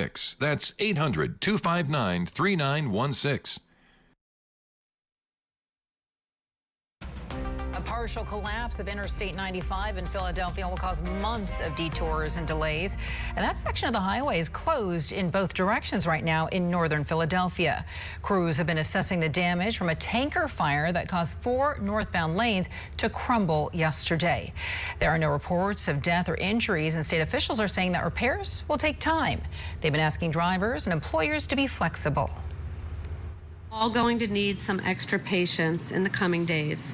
Please work with us as we work through this, especially tomorrow morning. We ask employers to be as flexible as they can with their workforces. It's going to take longer than normal to get to work. Scripps News national correspondent Morris Sirianni with more on the massive rebuilding effort yet to come.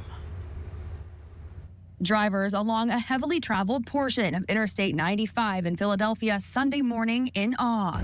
How about it, 95? After officials with the Philadelphia Fire Department say a gasoline tanker truck caught fire, shutting down the interstate in both directions. Daniel Gallagher, capturing this cell phone video, said he could hear asphalt sizzling. Flames raging out of control as crews rushed to put them out.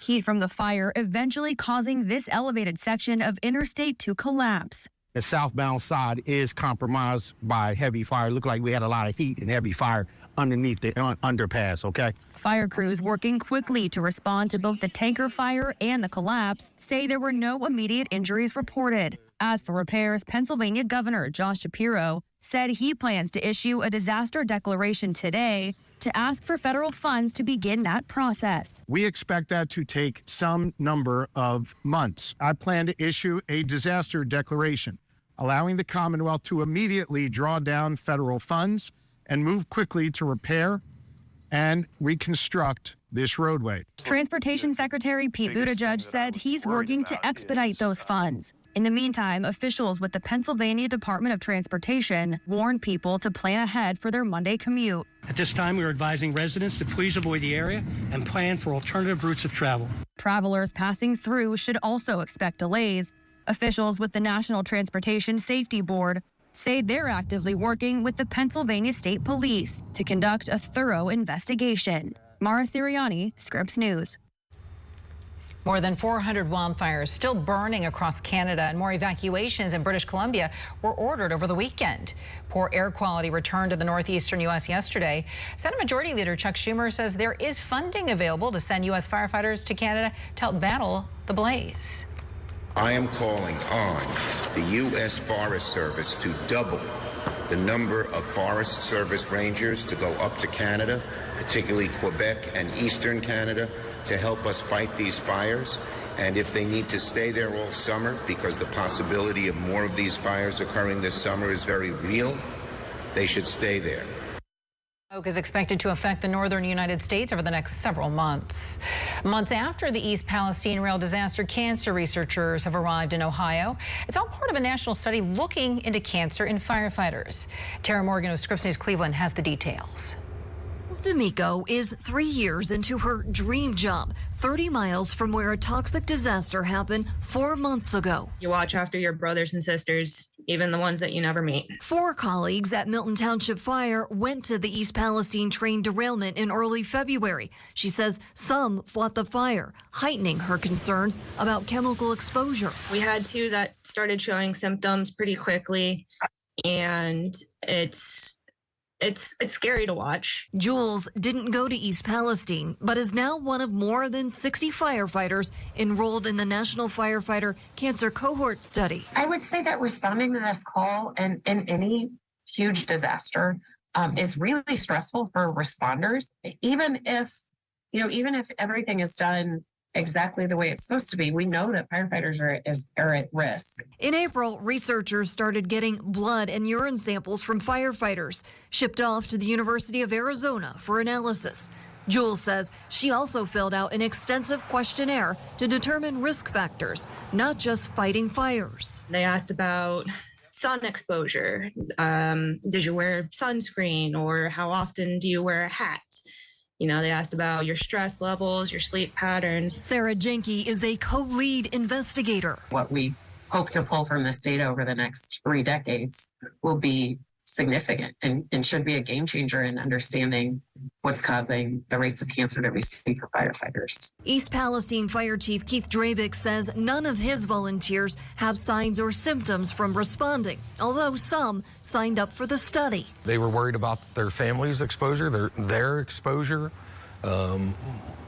the town in general's exposure, and that's still a concern. News 5 investigators uncovered Chief Drabick's frustrations about exposure through a public records request. Just weeks after the derailment, the chief sent this text after comments by a health official. To handle the exposure like I do for a regular house fire was beyond unacceptable. Chief Drabick says he'd been asking since the day after the derailment for exposure testing, separate from the study. It's not any other exposure.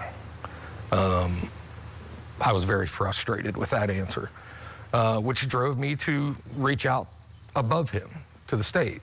And subsequently, we got first responder testing very late in the game. It should have happened way sooner than it did. Chief Drabick says they tossed every piece of turnout gear from those who responded to the derailment and billed Norfolk Southern for the replacements. Researchers aren't currently testing for contaminants from the disaster, but will follow firefighters over time for any biological changes from overall firefighting and anything unique from the derailment. I think that there's been a lot of progress over the last 5 and 10 years, shaping how we prevent carcinogen exposure. Jules says the study brings anticipation, anxiety, and relief. It's nice to be the guinea pig in order to help the people of tomorrow, the firefighters of tomorrow. I'm Tara Morgan for Scripps News. Coming up next on Scripps News Live, 40 days after their plane crashed in the Colombian jungle, 4 children are now safe. And new information on the Pope's recovery after surgery last week. We'll tell you more after a quick break. This year, Americans will spend $41 billion on auto repairs. That's right, billions with a B. Why is that number so high? Because cars break down. Your vehicle is going to end up in a shop like this too, and if it's no longer under warranty, you're the one who has to pay the bill, and it could cost you thousands of dollars. That is, unless you call CarShield. With a plan through CarShield, administrators will pay for those costly repairs directly to the mechanic of your choice, including dealerships. That means you get protection on major parts and systems like the engine, transmission, electrical systems, and more. Plus, 24/7 emergency services for flat or damaged tires, lockouts, dead batteries, and towing at no additional cost. And there are even rental car options to keep you on the road. I've been a mechanic for 35 plus years now. I've seen thousands of repairs over the years. My happiest customers are the ones that come in who have some kind of auto protection policy that's going to cover the repair that they wasn't expecting anyway. I feel great about recommending CarShield to everybody I see. CarShield has a rich history of dependability, reliability, and success, and has been featured on leading networks like ABC, CNN, Fox News, and more. CarShield is America's most trusted auto protection company. My mom told me to call CarShield, and I saved $5,000. You should always listen to your mom. As soon as my car broke down, CarShield jumped into action, and I had my car back within days. I've been with CarShield for close to 7 years. I have 3 vehicles covered, and I saved close to $9,000. I called CarShield and saved over $5,000. Yes, CarShield is a good value. Every plan through CarShield comes with a price lock guarantee, which means no matter how many repairs you need, the price you pay today will never change for as long as you cover your car. Call now and save money with your price lock guarantee. It's not a matter of if your car will break down, but when. Call CarShield now before it's too late. Call 800-287-5264. 800-287-5264. 800-287-5264. Keep your dog safe anywhere with the world's smartest fence. Halo Collar is a virtual fence inside a collar. Easily create multiple fences in the app, no installation required. Teach them to keep away from danger and come back to safety. Safely give your dog a life off leash. Wherever you go, it's a whole new world for you and your dog. Learn more at halocollar.com. Sunday nights on In Real Life. Time for the baby? Yeah! Scripps News journalists take you off the grid. We were just a bunch of kids with a camera. Stunts have become more specialized. And to the heart of the story. When the pandemic hit, the American dream kind of changed. There were a lot of warning signs. They just didn't care. In Real Life, Sunday at 8, 7 Central, only on Scripps News. Hey there, welcome back to Scripps News Live. Great to see you on this Monday. It's about 5:30 the hour. I'm Veronica Cruz. Time now to get you caught up on the day's top stories. So drivers will be facing months of detours and delays on I-95 in Philadelphia. A stretch of the northbound lanes collapsed during a tanker fire yesterday morning, and the heat from the fire also compromised southbound lanes. There are no reports of death or injuries, but state officials are saying that those repairs are going to take some time. We expect that to take some number of months. I plan to issue a disaster declaration, allowing the Commonwealth to immediately draw down federal funds and move quickly to repair and reconstruct this roadway. The Biden administration says it is in contact with Pennsylvania's governor and Philadelphia's mayor to offer assistance. Former President Trump heading to Miami right now ahead of his arraignment in federal court tomorrow. His plane took off from Newark, New Jersey. Trump is being charged with 37 criminal counts in the Justice Department's investigation of documents found at his Florida estate. And this is the second time in 2 months that the former president has been indicted. His allies rallying around him, declaring him the target of political persecution. So if he wants to store material in a box in a bathroom, if he wants to store it in a box on a stage, he can do that. That is just what the law and the standard is. So again, I think this just underscores how political this whole thing is. Jack Smith, I mean, you know how political it is when they selected Jack Smith as a special counsel. Trump supporters from across Florida are planning to load buses and head to Miami for tomorrow's arraignment. Miami's mayor says the city will have extra security measures in place. Scripps News Deputy Political Director Joe St. George takes a closer look at why this prosecution is different from other federal prosecutions. The prosecution of former President Donald Trump here at this Miami federal courthouse, very different from a typical prosecution that you would see at this federal courthouse or a federal courthouse near you. For instance, in a typical federal case, a United States attorney brings the charge. U.S. attorneys report to the Attorney General, who right now is Merrick Garland. But that's not what's happening here. Attorney General Garland, many months ago, recognized that this case was always going to have some accusations of political bias. That is why a special counsel was appointed. Jack Smith, someone who previously prosecuted war crimes in The Hague. He previously prosecuted other elected officials. He is the special prosecutor. Although, to be clear, Mr. Smith still needed the approval of Attorney General Garland to indict former President Trump. One of the biggest challenges for the special counsel, whenever this case ultimately goes to a jury, is convincing that jury that this is not politically motivated in some way. Over the weekend, former President Trump campaigned and said he's the victim here. As a reminder, this is now the second indictment of the former president. He faced a New York indictment earlier this year. This indictment, though, according to legal experts, is considered to be much more serious. This is a federal charge. The New York indictment were state charges. This case in Miami deals with allegations of the Espionage Act, for instance, while the New York case deals with falsifying business records, allegedly. Of course, there remains many questions about whether or not this case at this federal courthouse in Miami will actually go to trial before some of the major political events that happen next year, such as the Republican National Convention. While the special counsel has already said they want a speedy trial here, many legal experts believe the legal strategy of former President Trump will be to try and delay this as much as possible. Joe St. George, Scripps News, Miami. Silvio Berlusconi, the three-time Prime Minister of Italy, has died. According to his TV network, he was admitted to the hospital last Friday for chronic leukemia treatment. Berlusconi rose to prominence, earning billions of dollars as a media mogul and real estate developer. But his time in office was marked by sex scandals and corruption. Berlusconi was 86 years old. So Pope Francis continues to recover in the hospital after abdominal surgery. He skipped conducting a public blessing from the hospital balcony yesterday. A doctor has been warning it increased his risk of another operation, so instead the Pope prayed in private. He watched Holy Mass on TV and had lunch with the hospital staff. It's a story of resilience and survival that's been captivating the world. 4 children found alive in the Colombian jungle 40 days after a plane crash that killed 3 adults, including their mother. Scripps News correspondent Mary Trini Mina has been in Caracas, Venezuela. It's an incredible story of survival, how these 4 children survived 40 days in the Amazon jungle after their plane crashed due to an engine failure. They are recovering now in a military hospital in Bogota, Colombia. On Friday, they were airlifted to receive medical and psychological treatment. The kids aged 13, 9, and 4, and also a baby of 1 year old are expected to remain at the hospital for at least 2 weeks. So far, they have shown signs of dehydration, insect bites, and tiredness, but no severe injuries from the crash. Colombian officials and family members told reporters how the youngsters hid in the trees to protect themselves from animals and ate cassava flour and fruits collected in the rainforest.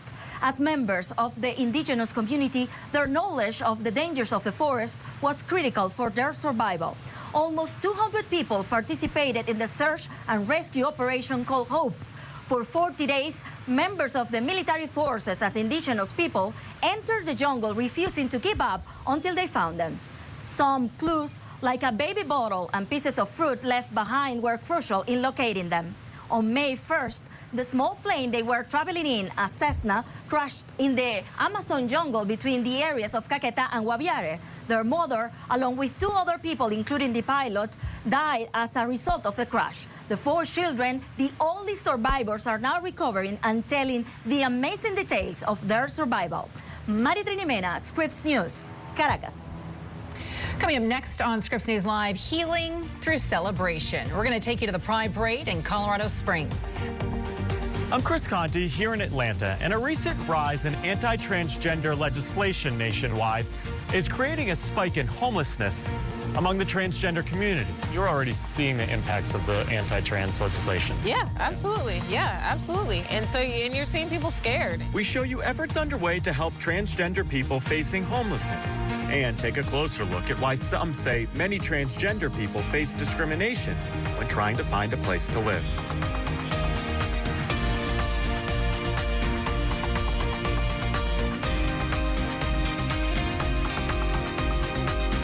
Do you spend hours maintaining your gutters? Save that time with LeafGuard's maintenance-free system. Call 1-833-2-GUTTERS. Mesh filters sit on top of your gutters, building up debris and eventually clogging. Then they need to be cleaned too. Honestly, your home should have been built with LeafGuard gutters. LeafGuard's wraparound hood deflects debris and keeps water away from your home. The one-piece seamless system is strong, 20% thicker than average, and built to last. Plus, LeafGuard is guaranteed to never clog for as long as you own your home. Right now, get a complete LeafGuard system for only $99 down, $99 a month, and $99 installation. You'll also receive a $100 Visa gift card with a free gutter inspection and in-home estimate. Damage from clogged gutters can cost you thousands. Never worry about clogged gutters again. Don't wait, you've still got time. Call 1-833-2-GUTTERS today. That's 1-833-2-GUTTERS. Shopping for Father's Day is hard. Actually, it's easy. You never know what to get him. Just give me steak. It has to be perfect. Yep. Dads want steak. Right now, Omaha Steaks is offering Dad's favorite gift package that includes 4 of our exquisite bacon-wrapped filet mignons, 4 air-chilled boneless chicken breasts, boneless pork chops, jumbo Frank's dessert, and more. All for just $99.99. Save 61%. Order today at omahasteaks.com/TV and you'll get 8 burgers free. Now that's what I'm talking about. How does Klein & Spector get among the most big verdicts and settlements of any law firm in the country? Because Klein & Spector is an award-winning team with 5 doctor lawyers, the most of any firm in the United States. And that's why the New York Times calls Klein & Spector a powerhouse law firm. So if a defective product, motor vehicle accident, or medical malpractice caused a catastrophic injury, call Klein & Spector. Confused by all the Camp Lejeune toxic water commercials? Let me answer some of your questions. Are claims filed against the U.S. Marine Corps? No. The U.S. government has set aside billions of dollars for those who have suffered. The Marine Corps will not be impacted. Will a Camp Lejeune claim affect my VA benefits? No. According to the VA, your right to VA benefits will remain intact. If you have questions about a Camp Lejeune claim, call the Driscoll firm now for a free consultation. 1-800-273-4800.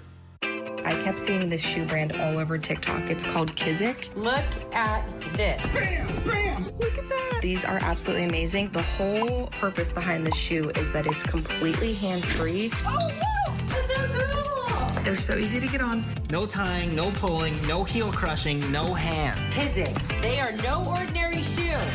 Time to step up your shoe game and step into Kizik's. Get 15% off today at kizik.com/TV. That's $78.29. I've only got $50. Take out the cheese puffs and the broccoli. I mean, who likes broccoli? I don't. Only $22.87 to go. It would be faster with the Empower app. Empower Cash Advance gives you up to $250 instantly. No late fees, interest, or credit checks. I've got money. Keep the cheese puffs, but leave out the broccoli. Get Empower Cash Advance up to $250 instantly. Download the Empower app today. And a quick reminder, we'd like to hear from you. You can give us a call on our Scripps News Viewer hotline toll free. That number is on your screen. It's 1-833-4-SCRIPPS. Feel free to share your comments and your story ideas. So today marks 7 years since the deadly shooting at the Pulse nightclub in Orlando, Florida. 49 people killed in the LGBTQ nightclub, 53 others wounded. Now, at the time, it was the deadliest shooting in modern U.S. history. The Orlando Metro will be hosting remembrance ceremonies throughout the day and the rest of the month. Flags are also being flown at half-staff in honor of the victims. Colorado Springs remaining resilient 7 months after the deadly shooting at Club Q. 5 people were killed there in November. And yesterday, they were honored during the city's Pride Parade. The veteran who helped stop the shooting was named the Grand Marshal and led the parade. It's just friendly and loving, you know, like, and that's what's really cool is Pride isn't just about a single community, it's about everybody. I've never done anything like this, so for me it was extra special, especially from a community that has welcomed me with open arms. It's like a start over, right? Like, hopefully we can move forward and get past tragedy and have some joy. Victims' families say the parade was another step in their healing journey. So city leaders across the nation right now have been implementing new policies to improve equality. The Milwaukee Police Department has community liaisons specifically focused on the safety of the LGBTQ community. Sean Gallagher with Scripps News Milwaukee had a chance to sit down with one of the members. During a month to celebrate, it's also a time to reflect on one of the deadliest years for transgender people in the city of Milwaukee. Cache Henderson, Brazil Johnson, and Maya Regina Allen were all murdered in the last year. It had been nearly 10 years since we had a confirmed Black trans murder here in Milwaukee. Elle Halo is one of Milwaukee's leaders in transgender health and empowerment. She notes the numbers in Milwaukee are reflected nationwide. After 3 straight years with deaths below 30, the United States saw a large jump in 2020 with 44 transgender people killed.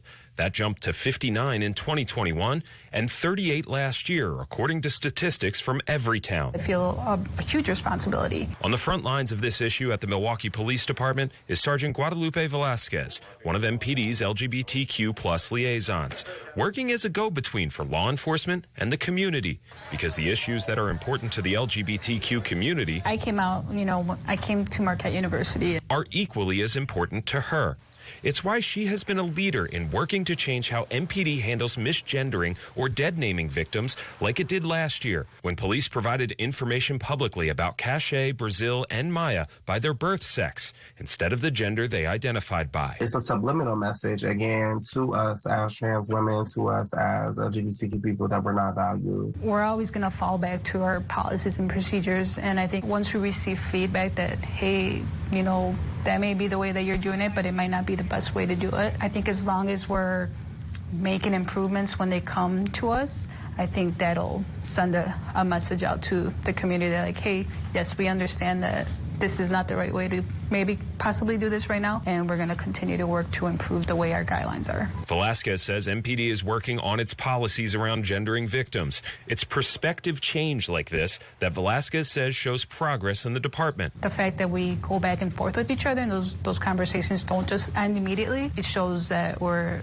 making improvements and advancements on these type of topics. Velasquez says change can happen faster in the future if more people join in. The only way you can make the change is by being part of it, and sometimes that means that you have to put yourself in the role. A role that can fit any identity. Late last year, the Milwaukee Police Department started an initiative called Safe Place, where businesses could sign up to let crime victims know they were a safe haven so that they could go to get help. So if you see any stickers like this on the side of the building at Fiserv Forum, as a transgender person, you can be sure you can stop here to get help. That was Sean Gallagher reporting for us there. As a number of states move to restrict the rights of the transgender community, a growing number of transgender people are homeless. National correspondent Chris Conti spoke with a group dedicated to their housing needs. According to the National Center for Transgender Equality, 1 in 5 transgender people have experienced homelessness in their lives. Family rejection and discrimination play a large part in why that is. But I'm going to show you some efforts underway to help this often overlooked community. Forgotten and overlooked, ignored and passed right by. For many homeless people in this country, choice was taken out of the equation long ago, especially in the trans community. Most times when folks who are trans come out, they're experiencing homeless very young. 16, 17, 18, they're being kicked out. That is Mary Wilson. I sat down with her recently in Atlanta, a city that has no shortage of homeless issues. Wilson is the program director for a group called the Trans Housing Coalition. Their goal is to help transgender people who have found themselves homeless. 1 in 5 transgender people experience homelessness. Yes. It's a lot of people. It's a lot of people. We get referrals constantly. According to translegislation.com, a record 556 anti-trans bills have been introduced in 2023 across 49 states, and 27 national anti-trans bills have been brought before Congress. The impacts on homelessness, advocates say, have been immediate. A lot of the anti-trans legislation going on right now, has it made things worse? Has it created more homelessness or more uncertainty within the community? Yeah, so what's happening now is we're seeing an influx of emails of people saying, like, I'm fleeing Florida, I'm fleeing this place. There are people now, what's happening and that we're seeing a huge thing is that people are coming to Atlanta to be homeless to get more care. You're already seeing the impacts of the anti-trans legislation. Yeah, absolutely. Yeah, absolutely. And so you're seeing people scared. There is no national group dedicated to helping homeless trans people, but dozens exist across the U.S. There's more complexities. Yeah, I think it's the whole gender and sex thing that people don't understand. I think it's harder. What they face is just very, very, very unique. I'm not trans, but even being in here, being part of the community, I thought I kind of knew, but being in it, it's very, very, very hard. The Trans Housing Coalition helps with emergency hotel stays. They even facilitate training with landlords to minimize discrimination that many advocates say exists when someone who is trans tries to secure rental housing. And in the middle of Pride Month, advocates say attention to the issue is key in getting people help. Does it feel like as much of a celebration maybe as years past? Does it feel a little more like a fight, or is it the same or different? It feels like both. You know what I mean? It feels like both. It does feel like a fight with everything that's happened. It's very disappointing and it's very stressful. But it also feels like, you know, we're here. This is who we are. At the end of the day, their goal is to make sure the homeless trans community doesn't feel forgotten or ignored. Wisconsin, Scripps News, Atlanta. At just 10 years old, he might look like a lightweight to some, but he is actually a boxing champ who's making a name for himself. I feel stronger, more brave. Wow, look at him go. Coming up next on Scripps News Live, how this 10-year-old from Ohio is using the sport as an outlet to deal with bullies in an effort to overcome adversity. His story next.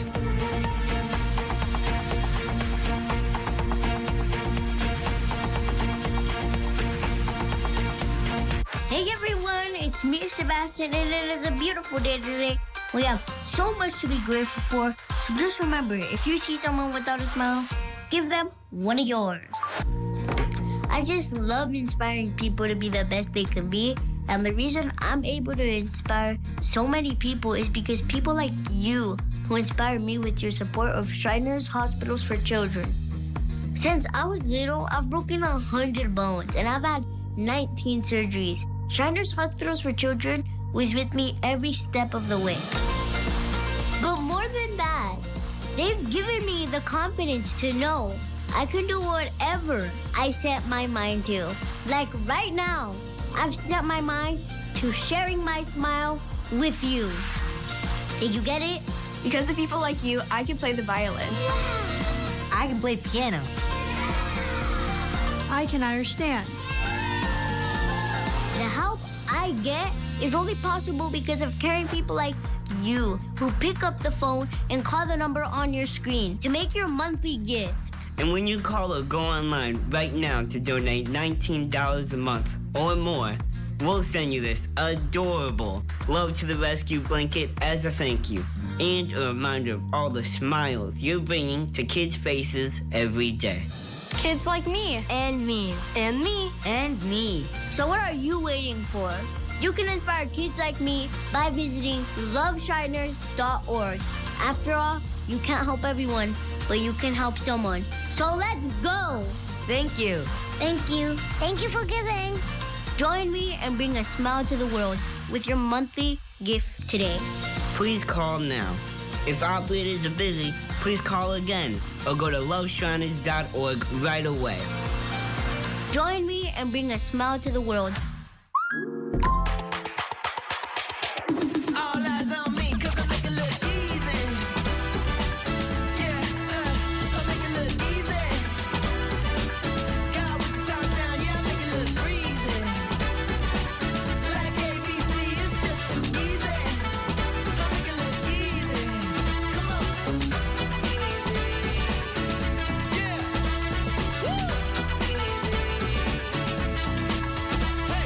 My anxiety became overwhelming. Like, I need help. I just found hers. Like, this is pretty incredible. Right away, I got matched with a provider. I noticed a huge difference. Medication brought me all back together. Get started today at forhers.com. there's a better way to begin your mornings. Good morning, everybody. Welcome to Morning Rush. On the stories that will shape each day. There's a new study that might make you feel a little bit better. So you can get on with yours. Morning Rush. Weekday mornings starting at 7, 6 Central. Only on Scripps News. A 10-year-old from Ohio went from being bullied to being the state boxing champion in his division. Now he's the winner of a Junior Olympics medal.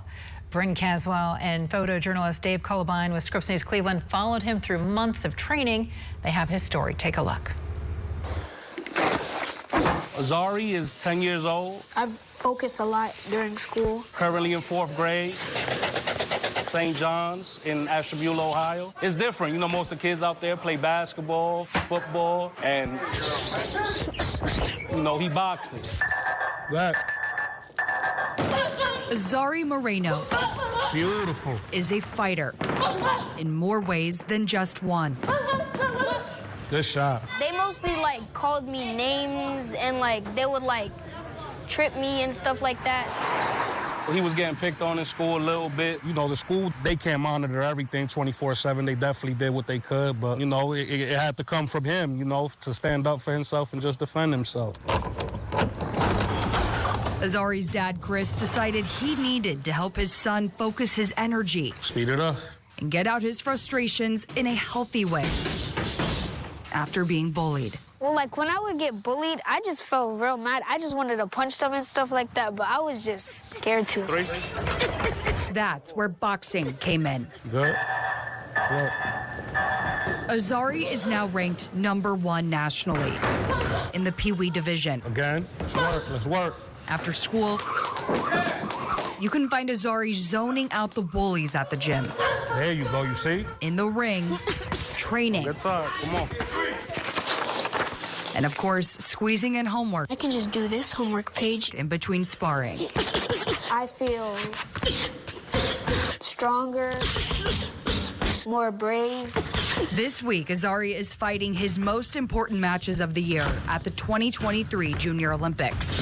But he had to pause training ahead of the competition. When I was sick, like my whole body was sore. It was just like crazy. He lost almost 10 pounds while battling COVID. We were scared, man. He wasn't eating. He hardly could sleep at night. Nose was congested. He had aches in his body. But even when Azari was at his lowest, Ready? Work. he kept fighting. Just keep the steady pace. Literally, the week he was sick is when the registration went up for the Junior Olympics. He got up. He's like, sign me up. And he's like, let's go to the gym. Azari is the youngest in his division at the Junior Olympics and says he has no problem being the underdog. He won't be 11 till June 19th. So a lot of the other kids, they 12 going on 13. They've been in this division for a while. This is his first year, so a lot of them are bigger. Despite the COVID setback, Azari's punches grew stronger. It's getting better. It's like better than how it was when I was sick. And the bullies grew quieter. Once they saw me like posting videos on Instagram, then they were like, oh, I feel bad for whoever bullies you. His negative feelings and thoughts turned positive. My goal is to win the tournament and become a 2-time national champion. Nice. Regardless of the outcome of his final match Friday at the Junior Olympics. There you go. Above all, boxing taught Azari when bullies go low, you go high. When I was like being bullied, I wasn't scared to say nothing back. It's just that for some reason I was like scared to swing back. And now when people try and bully me, like that stuff doesn't even work. Boxing ain't about who's tougher. In Ashtabula, it's about really being mentally strong. Come on. So whoever I'm fighting, y'all better be ready. Go on. Oh. Look at him go, strong and courageous too. Moreno took home the bronze medal once the Junior Olympics wrapped up, just in case you're wondering. Congratulations to him. We have much more news to come for you as we continue covering the historic federal indictment of former President Trump. Straight ahead in your next hour of Scripps News Live, what we know right now about preparations for the former president's upcoming arraignment. You're looking at his plane here taking off earlier from Newark International. We're going to be digging deeper into how his indictment could impact Republican voters and the choice that they're going to have to make in the 2024 Republican primary. I'm Veronica Cruz. Thanks so much for spending some time with me. I'm back here at 3 p.m. Eastern, and Lauren Magarino is up next.